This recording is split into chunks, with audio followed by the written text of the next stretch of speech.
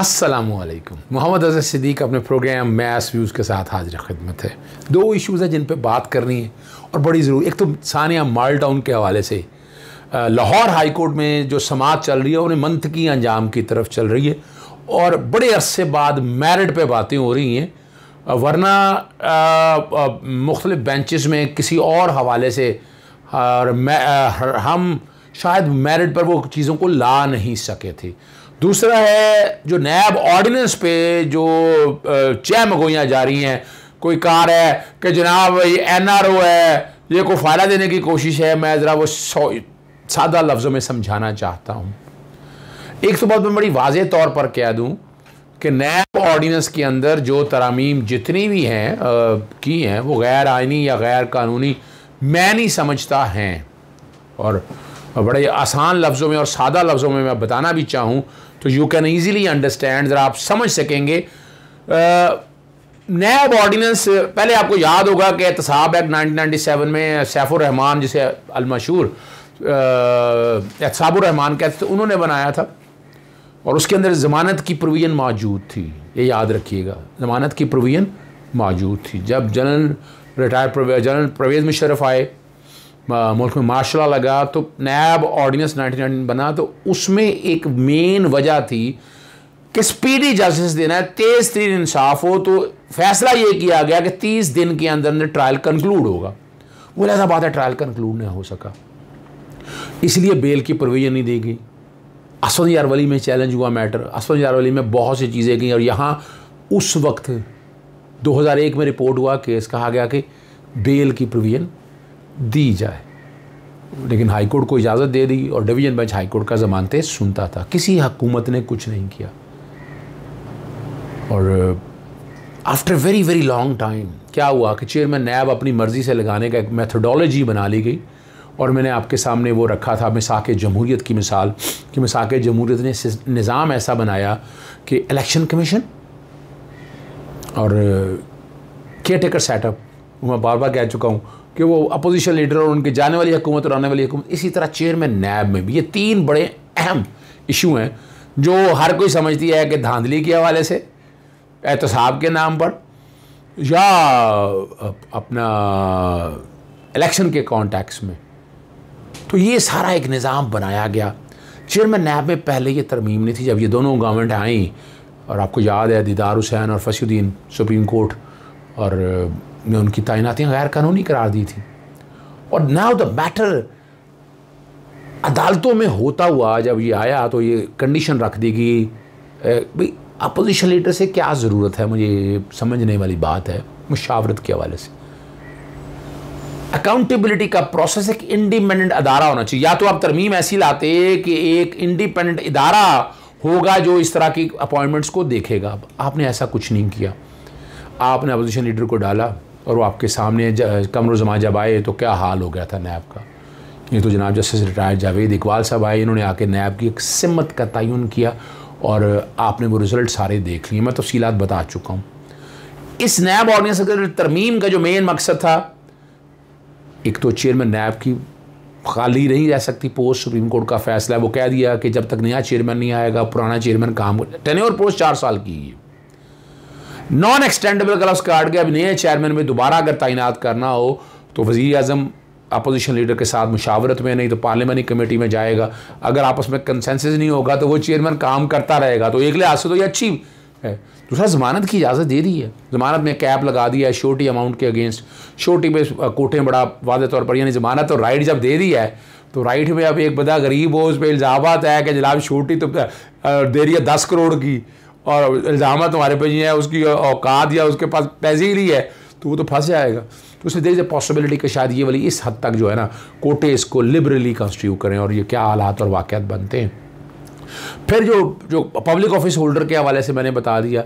और एक प्रोविजन जैसे कहा है ना, शायद खान अब्बासी, यासन इकबाल, तीनों की आपको पता प्रेस कॉन्फ्रेंस इकट्ठे हुई, ख्वाजा आसफ की भी नाम लिए गए, इन लोगों को फ़ायदा, किसी को फ़ायदा नहीं होना। यहाँ केसेस चल रहे हैं ऑलरेडी कोर्टों के अंदर और कोई ऐसा केस नहीं है जो टैक्स से रिलेटेड हो ड्यूटी से रिलेटेड हो। ये जितने आप बताया मैंने, इनमें करप्शन और करप्ट प्रैक्टिसेस के इल्ज़ामात हैं और वो अदालतों ने सेटल कर रहे हैं। 33F एक अच्छी प्रोविज़न है, बैकग्राउंड पे ये चल रहा होगा ऑर्डिनेंस सारा।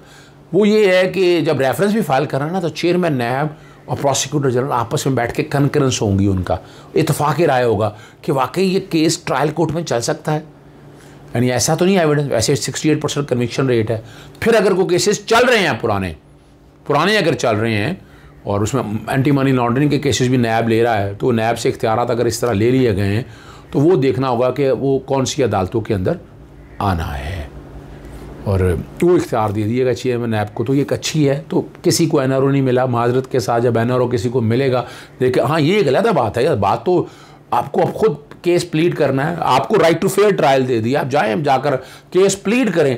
अगर कोई इसको एनआरओ का नाम देना चाहिए, अच्छा नहीं लगता, राइट टू फेयर ट्रायल मिलना चाहिए, मैं इसको सपोर्ट कर। दूसरा आते हैं लाहौर हाई कोर्ट के लार्जर बेंच के सामने मॉल डाउन के हवाले से मामला बहुत दिलचस्प मरहले में दाखिल हो गया, और कई जजेस के ऐसे रिमार्क्स हैं, मैं ज़ाती तौर पर समझता हूँ कि जो पीछे हमारे स्टूडेंट्स बैठे हुए थे वो मुस्कुरा रहे थे कई चीज़ों के ऊपर, कुछ तरह की चीज़ें पूछी जा रही थी, मिसाल के तौर पर कि सुप्रीम कोर्ट के ऑर्डर के अंदर लिखा नहीं है कि ये एंटी टेररिज्म के तहत GIT बनी है, या सुप्रीम कोर्ट का फ़ैसला हम पे किस तरह यानी बाइंडिंग है, यार वो सुप्रीम कोर्ट ने इसको मेरिट पे क्या डिसाइड नहीं किया। तो वो कई लोग इस बात को इस कॉन्टेक्स्ट में एंजॉय कर रहे थे। बहरहाल चूँकि लार्जर बेंच के पास मामला ये पड़ा हुआ है, लार्जर बेंच ने सारे मामले को देखना है, और सवाल बड़ा मुख्तसर सा है। अब कोर्ट के सामने मेंटेनेबिलिटी के हवाले से कहा था कि डिसाइड करना है।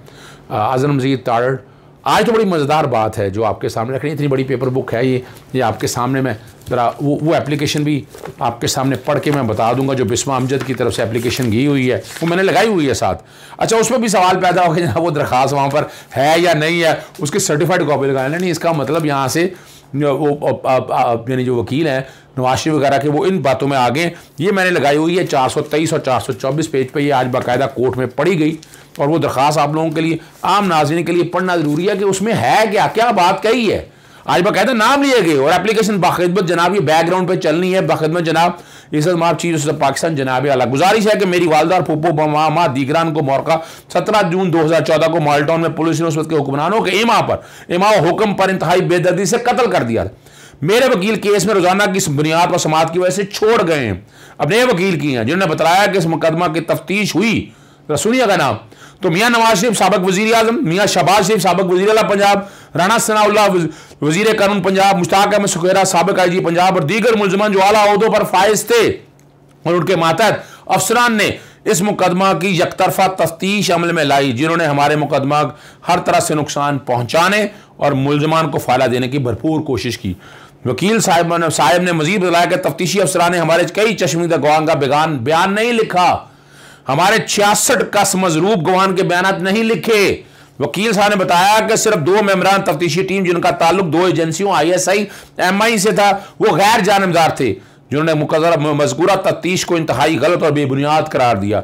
अब चूंकि मज़कूरा वाला मुलजमान आला ओहदों पर फायज ना है, अब तफ्तीशी अफसरान पर असरअंदाज होने के इम्कान तो कम है, इसलिए इंतहाई ज़रूरी है कि दयानतदार और गैर जानबदार तफ्तीशी अफसरान पर मुश्तमिल टीम GIT तश्कील फरमाई जाए। इस दौरान अदालत ने दोनों मुकदमा की कार्रवाई को रोकने का हुक्म सादर फरमाया और GIT की मुकम्मल तफ्तीश, बयानात और रोशनी इकट्ठी करने का इख्तियार दिया जाए, जो कि पता लगा सके कि सानिया मालडाउन के असल हक़ाइक़, वाक़यात और मुहर्रकात क्या हैं और किसका क्या किरदार था, कौन कौन इसमें मुलव्वस है, पर्दा कौन, क्या अवामिल मुहर्रिका और असबाब थे। इन सब हक़ाइक़ का खोज और तमाम खुफिया और जारी कड़ियों को जोड़ने के लिए एक गैर जानिबदार, कोई ये नहीं मांग रहा कि मर्जी की GIT जरूरी है। अगर GIT ना बनाई गई तो शोधा के वरसान मजरूबान और मजलूमों को इंसाफ नहीं मिलेगा।